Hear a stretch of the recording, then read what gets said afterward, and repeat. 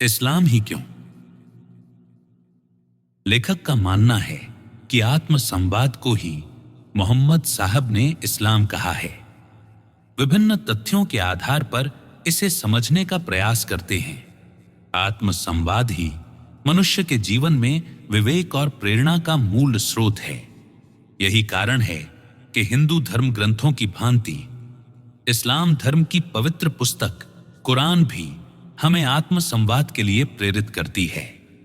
मोहम्मद साहब की वाणी कुरान के रूप में व्यक्ति को उच्च सामाजिक स्तर, विवेकशीलता और आत्मिक जागरूकता की ओर प्रेरित करती है।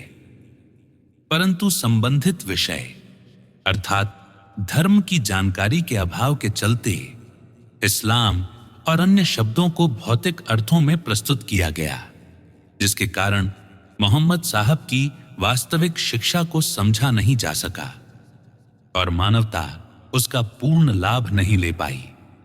लेखक का मानना है कि इस्लाम का सही अर्थ है आत्मसंवाद। आत्मसंवाद क्या है?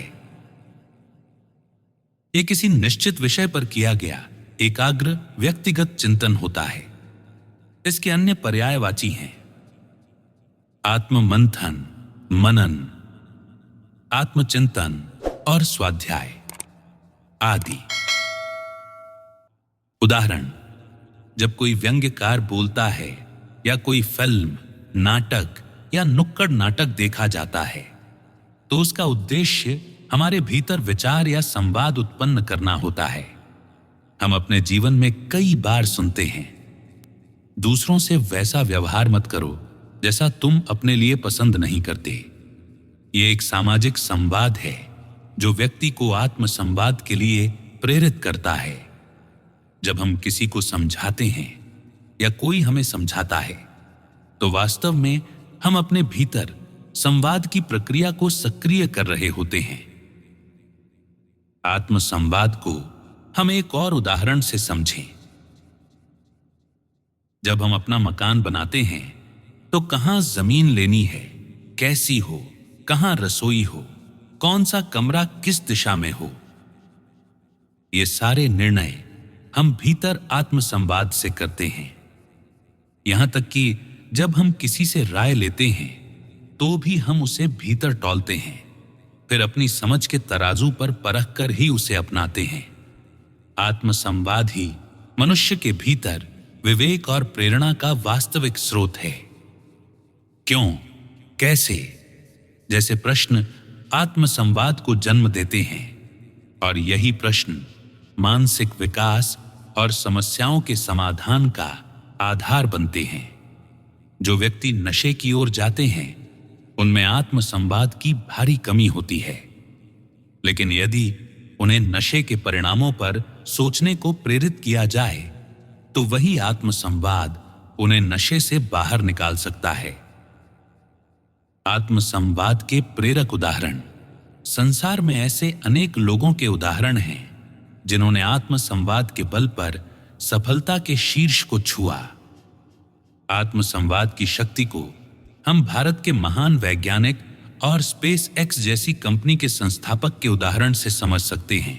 APJ अब्दुल कलाम, भारत के पूर्व राष्ट्रपति, जिन्होंने कठिन आर्थिक परिस्थितियों से निकलकर आत्मसंवाद और आत्मचिंतन के माध्यम से भारत के मिसाइल कार्यक्रम को सकारात्मक दिशा दी और भविष्य की युवा पीढ़ी के लिए प्रेरणा स्रोत बने। एलन मस्क, आधुनिक युग के नवोन्मेषी विचारक, जिन्होंने तकनीकी समस्याओं को आत्मसंवाद की शक्ति के माध्यम से सुलझाया और स्पेस एक्स व टेस्ला जैसी कंपनियों को खड़ा किया। यहां से यह बात स्पष्ट होती है कि आत्मसंवाद सांसारिक विकास और सफलता की कुंजी है। मोहम्मद साहब और इस्लाम कबूल करने के संबंध में विचार। मोहम्मद साहब को लगभग 40 वर्ष की आयु में इल्हाम अर्थात ईश्वरीय ज्ञान प्राप्त हुआ। इल्हाम के बाद ही उन्होंने लोगों को धर्म के विषय में बताना प्रारंभ किया और इस्लाम कबूल करने की बात कही। इस विषय में लेखक का विचार यह है कि जब मोहम्मद साहब ने अपने समय में लोगों से इस्लाम कबूल करने को कहा, तो इस्लाम कबूल करवाने के पीछे उनकी मंशा या भावना क्या रही होगी। आज इस तथ्य को समझने के लिए इस प्रश्न पर गहराई से विचार करना अत्यंत आवश्यक है। कुरान के माध्यम से हम देखते हैं कि मोहम्मद साहब की स्पष्ट हिदायत है, इस्लाम कबूल करो। इस संदर्भ में लेखक का अनुभव यह है कि जब मोहम्मद साहब ने इल्हाम के बाद लोगों से इस्लाम कबूल करने को कहा, तो उनकी भावना यह रही होगी कि हर व्यक्ति उस परम ज्ञान इल्हाम को प्राप्त करे जो उन्हें वर्षों की साधना के बाद प्राप्त हुआ। जिस पथ पर चलकर उन्हें इल्हाम आत्मज्ञान हुआ, वही पथ वे दूसरों को भी दिखाना चाहते थे। लेखक का मानना है कि मोहम्मद साहब उसी वास्तविक ज्ञान को लोगों को देना चाहते थे जिसे उन्होंने इल्हाम कहा, और इल्हाम की सहयोगी प्रक्रिया को ही उन्होंने इस्लाम कहा। मोहम्मद साहब के लिए इस्लाम का अर्थ संभवतः एक आंतरिक साधना पथ रहा होगा जो व्यक्ति को अल्लाह अर्थात परम सत्य से जुड़ता है, और जिसे अपनाने के लिए उन्होंने कबूल करने की बात कही। गौरतलब है कि मोहम्मद साहब ने धर्म को अल्लाह की राह कहा है। अब यहां कबूल करने के अर्थ पर ध्यान दें।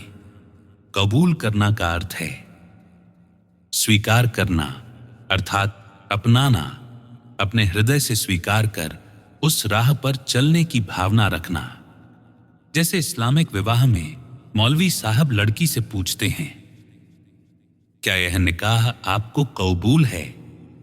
अर्थात क्या आप इस संबंध को अपनाने और स्वीकार करने को तैयार हैं?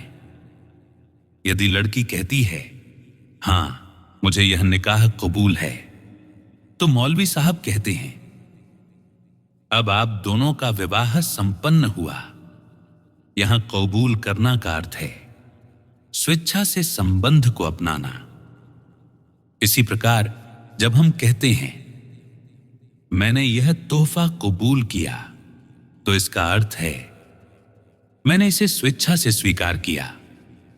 मोहम्मद साहब के इस कथन से यह बात और स्पष्ट हो जाती है कि इस्लाम में जबरदस्ती नहीं की जा सकती।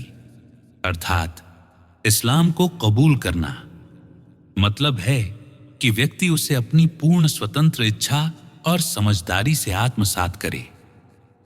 लेखक का विचार है कि चूंकि धर्म एक अंतः यात्रा है, इसलिए कबूल करने का अर्थ यहां है आत्मसात करना, मन से स्वीकार करना और उसे अपने जीवन में पूर्ण रूप से उतारना। अभी आप सुन रहे थे स्वामी अनंत मैत्रेय जी के विचारों को हिंदी ऑडियो बुक इस्लाम समाधान या समस्या के माध्यम से। यदि आप स्वामी अनंत मैत्रेय जी के विचारों से सहमत हैं, तो उनके इस चैनल को लाइक और सब्सक्राइब जरूर करें और अपने विचारशील मित्रों के साथ शेयर करें।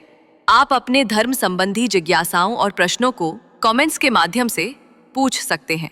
अगला अध्याय जल्द ही जोड़ा जाएगा। हमारे साथ जुड़ने के लिए धन्यवाद।